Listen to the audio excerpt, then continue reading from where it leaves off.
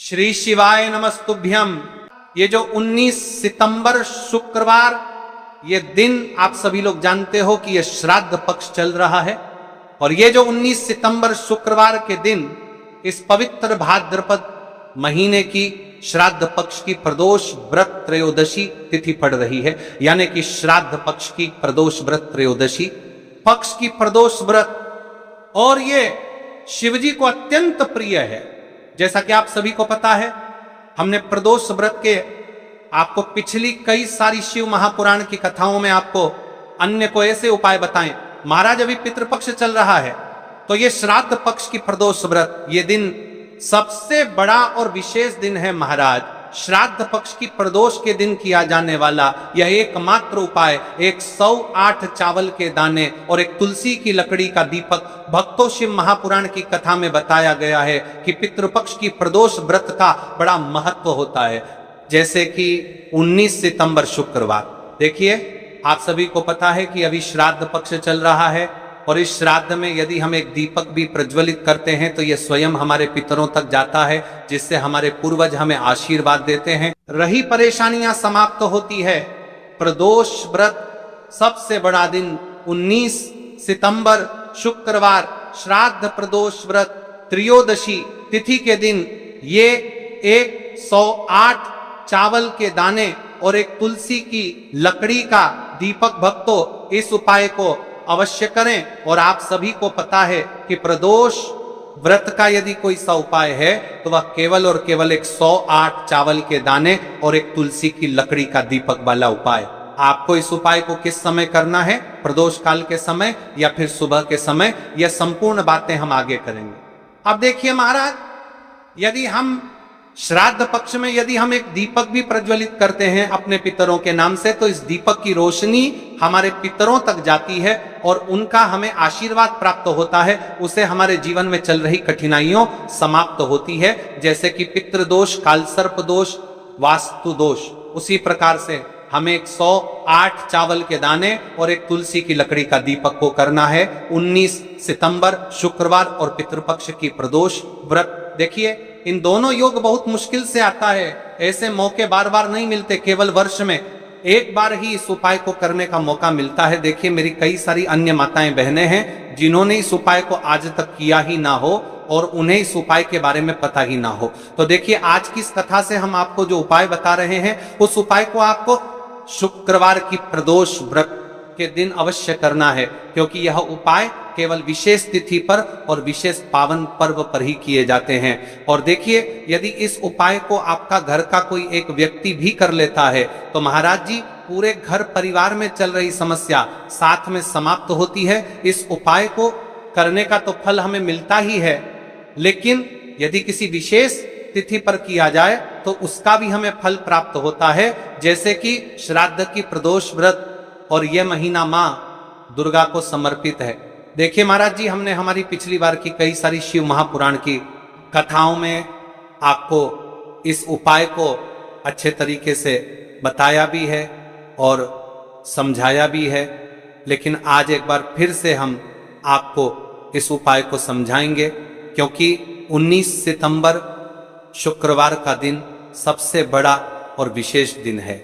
देखिए, यदि आपने इस 108 चावल के दान, तुलसी की लकड़ी का दीपक को कर लिया तो आपको इस उपाय का वह फल मिलेगा जिसकी आपने कभी कल्पना भी ना करी होगी।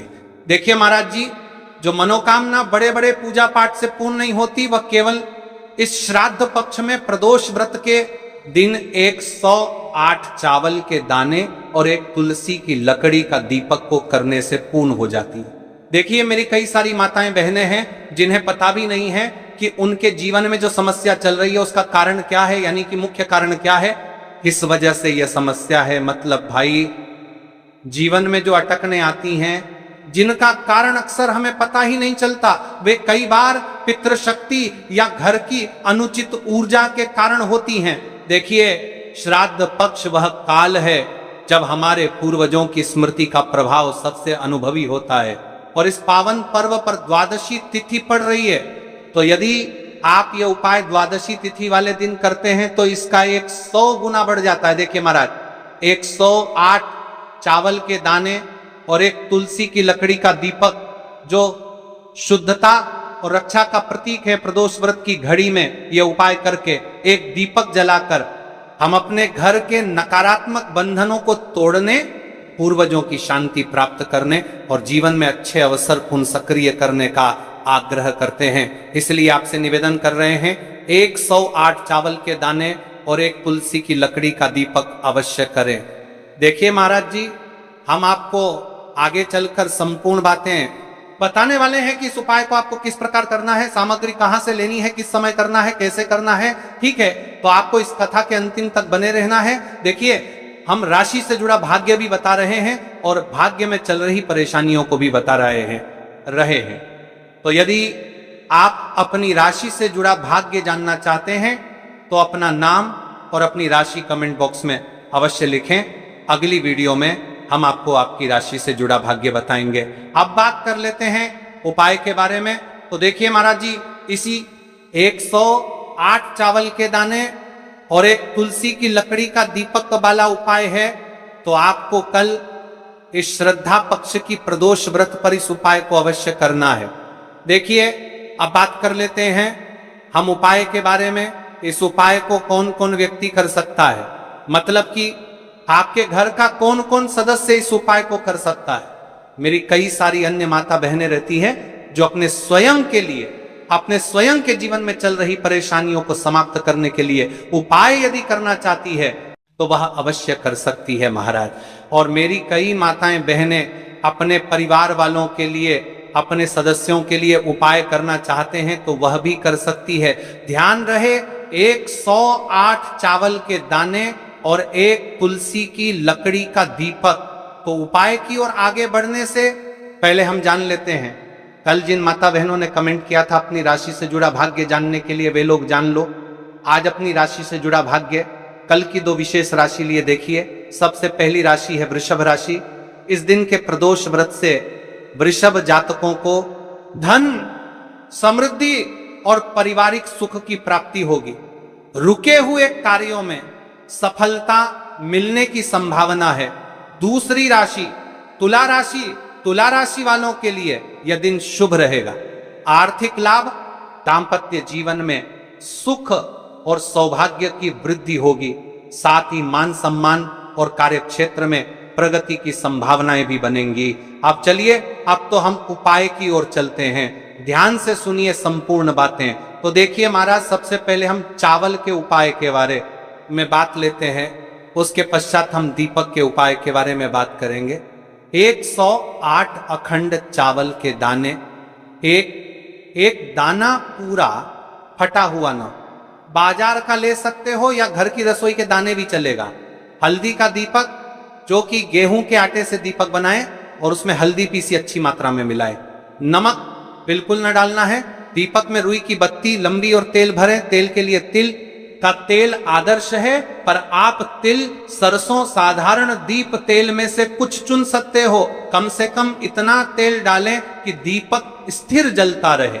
हमें इस उपाय को यदि सुबह के समय कर रहे हैं तो आपको 1 लोटा शुद्ध जल शिवलिंग पर जलाभिषेक के लिए लेकर के जाना है। यदि आप इस उपाय को करने के साथ में कोई अन्य सामग्री भी लेकर के जाना चाहते हैं तो आप वह भी लेकर के जा सकते हैं। ठीक है, जैसे कि फूल, कुछ ताजा पुष्प, 1-2 पुष्प मंदिर के लिए और 1 पुष्प घर ले जाकर रखने के लिए। यदि आप इस उपाय को करने के पश्चात शिव जी की शिवलिंग पर पुष्प समर्पित करना चाहते हैं, अष्टगंध समर्पित करना चाहते हैं, बेलपत्र, तो आप ये अन्य सामग्री भी समर्पित कर सकते हैं। लेकिन हमें सबसे पहले उपाय करना है।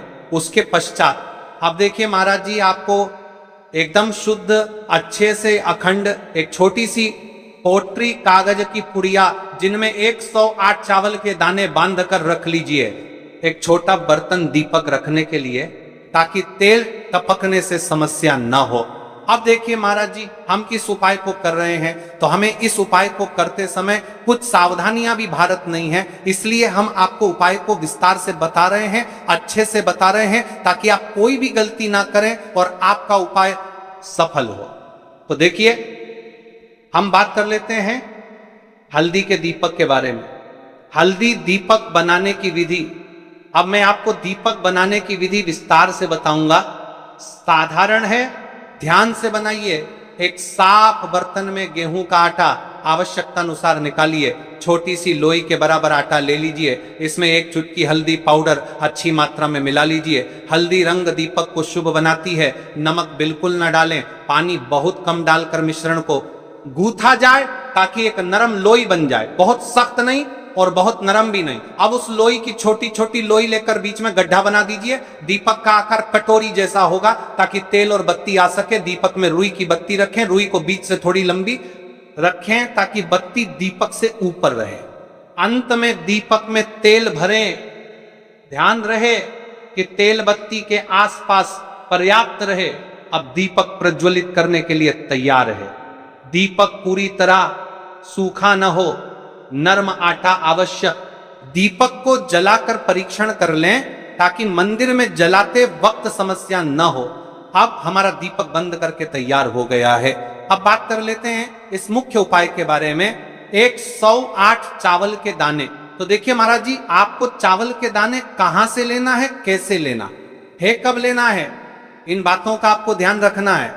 तो देखिए, बहुत से लोग पूछते हैं क्या घर का चावल चलेगा या बाजार का, किस तरह का चावल लेना चाहिए। मैं स्पष्ट कहता हूं, घर का सामान्य चावल या बाजार का कोई भी पूरा दाना चलेगा, पर एक शर्त, 108 दाने अखंड व पूरा होना चाहिए। दाने फटे हुए ना हो। 108 दानों को आप एक साफ सुथरे डिब्बे या कागज की पुड़िया में रखकर मंदिर ले जाइए। मंदिर तक जाते समय पुड़िया खुले ना हो और दानों पर विश्वास और श्रद्धा बनी रहे। अब देखिए, हमारे चावल के दाने भी तैयार हो गए और हमारा दीपक भी तैयार हो गया। अब बात कर लेते हैं कि इस उपाय को करने का सबसे उत्तम समय कौन सा है। मैंने किस समय हमें इस उपाय को करना है, प्रदोष काल का समय या सुबह का समय। देखिए महाराज जी, जैसा कई भक्त पूछते हैं कब किया जाए, मैं 2 विशेष समय बताता हूं। सुबह का समय उत्तम प्रातः 7 बजे से 10 बजे तक, इससे दिन का मंगलप्रद आरंभ होता है।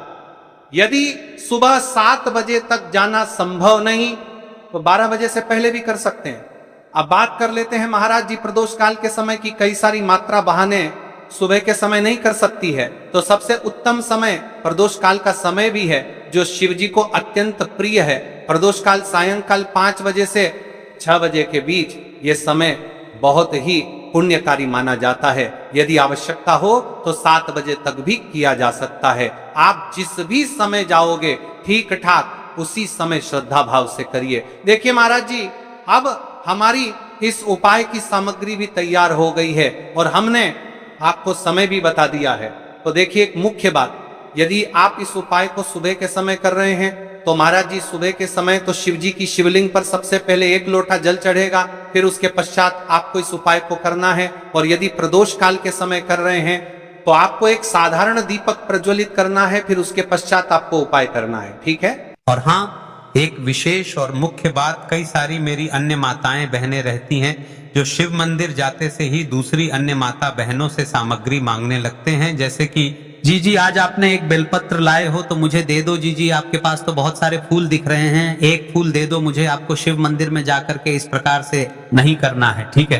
केवल अपने जो अपनी सामग्री लेकर गए हैं उसी से उपाय करना है। अपने गांव के आसपास में जो भी शिव मंदिर हो, जो भी शिवालय हो, वहां पर पहुंच जाइए। शिव जी की शिवलिंग के पास में एक ऐसे स्थान पर बैठ जाइए जहां पर आप अपना उपाय पूर्ण रूप से कर ले और किसी अन्य माता बहनों को दिक्कत या परेशानी ना आए। और आपको उपाय करते समय, ठीक है, कई सारे लोग प्रश्न करते हैं कि महाराज की सबसे पहले चावल का दाना शिव जी की शिवलिंग पर कहां समर्पित करना है। तो आपको सबसे पहले गणेश को श्रद्धा से अर्पण, सबसे पहला चावल का दाना गणेश जी के स्थान पर अर्पित कीजिए।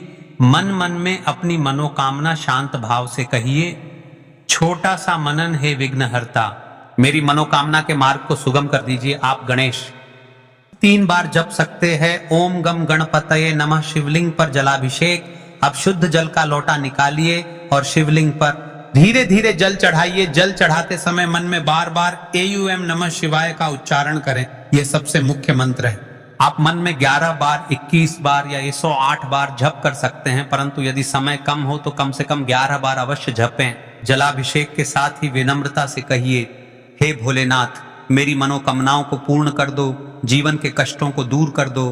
कई सारे लोग प्रश्न करेंगे कि महाराज, ही शिव जी को तुलसी समर्पित कर सकते हैं और ना ही इस उपाय को किया जाता है। तो देखिए, इस उपाय को आपको शिव मंदिर की चौखट पर करना है। यह जो दीपक हम प्रज्वलित करेंगे, यह शिव मंदिर की चौखट पर करेंगे।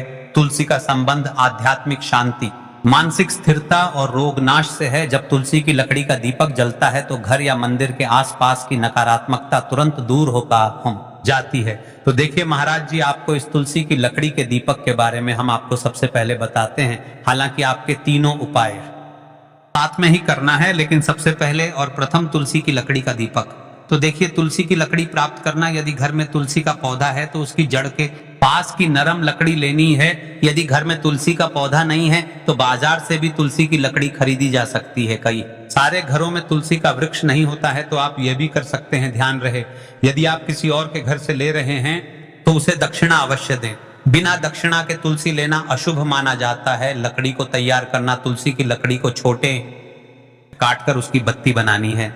उस बत्ती पर कपास रुई लपेटना है ताकि वह दीपक में ठीक से जल सके।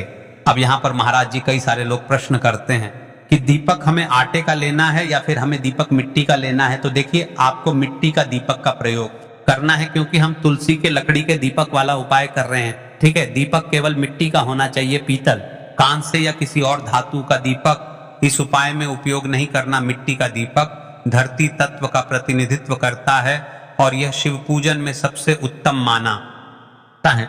अब देखिए महाराज जी, हमें तेल का किस प्रकार प्रयोग करना है। तो देखिए, तेल का प्रयोग इस दीपक में तिल का तेल या घी का प्रयोग करें। तिल का तेल पापों का नाश करता है और घी समृद्धि व शांति का वास कराता है। अब कई सारे लोग प्रश्न करते हैं कि महाराज जी, आपने हमें यह तो बताया ही नहीं कि कितने दीपक का उपाय करना है, आखिर दीपक कितने बने हैं। तो देखिए, कितने दीपक जलाने चाहिए। यदि समस्या बहुत बड़ी है, जीवन में गहरा संकट है, तो 5 दीपक जलाने चाहिए। यदि सामान्य कामना है तो 1 दीपक भी पर्याप्त है। हर दीपक आते समय यह भावना रखें कि हे भोलेनाथ, यह दीपक मेरी अंधकारमय जीवन राह को प्रकाशमय करे।